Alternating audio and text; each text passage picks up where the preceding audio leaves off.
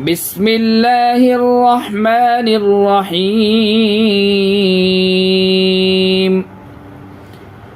هل أتى على الإنسان حين من الدهر لم يكن شيئا مذكورا إنا خلقنا الإنسان من نطفة أمشاج نبتليه فجعلناه سميعا بصيرا إنا خلقنا الإنسان من نطفة أمشاج نبتليه فجعلناه سميعا بصيرا إنا هديناه السبيل إما شاكرا وإما كفورا إنا أعتدنا للكافرين سلاسل وأغلالا وسعيرا إن الأبرار يشربون من كأس كان مزاجها كافورا عينا يشرب بها عباد الله يفجرونها تفجيرا يوفون بالنذر ويخافون يوما كان شره مستطيرا ويطعمون الطعام على حبه مسكينا ويتيما وأسيرا ويطعمون الطعام على حبه مسكينا ويتيما وأسيرا إنما نطعمكم لوجه الله لا نريد منكم جزاء ولا شكورا إنا نخاف من ربنا يوما عبوسا قمطريرا فوقاهم الله شر ذلك اليوم ولقاهم نضرة وسرورا وجزاهم بما صبروا جنة وحريرا متكئين فيها على الأرائك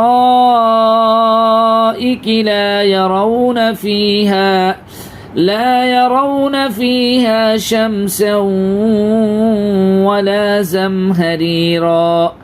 ودانية عليهم ظلالها وذللت قطوفها تذليلا ويطاف عليهم بآنية من فضة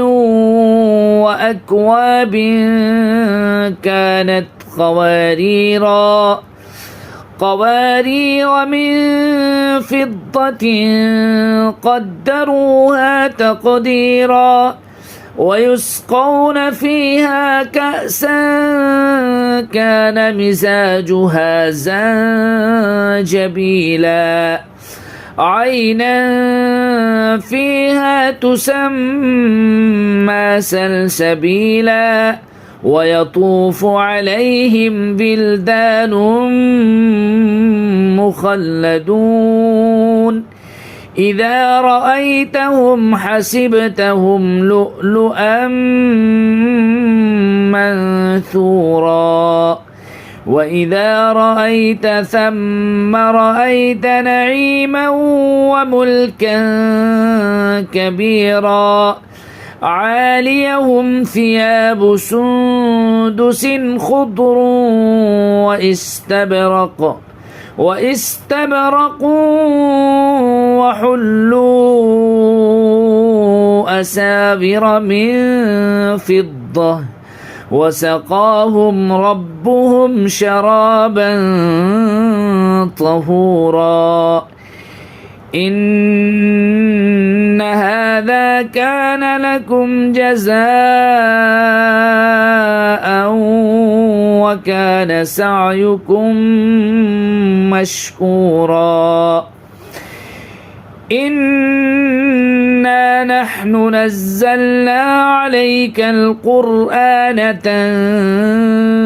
تنزيلا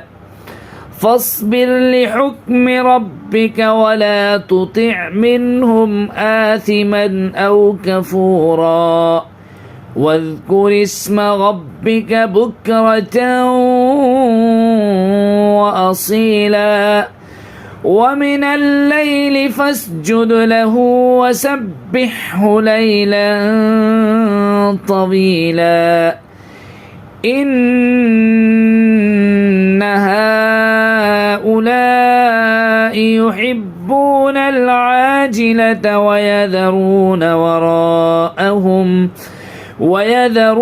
وراءهم يوما ثقيلا نحن خلقناهم وشددنا أسرهم وإذا شئنا بدلنا أمثالهم تبديلا إن هذه تذكرة فمن شاء اتخذ إلى ربه سبيلا وما تشاءون إلا أن يشاء الله إن الله كان عليما حكيما يدخل من يشاء في رحمته والظالمين أعد لهم عذابا أليما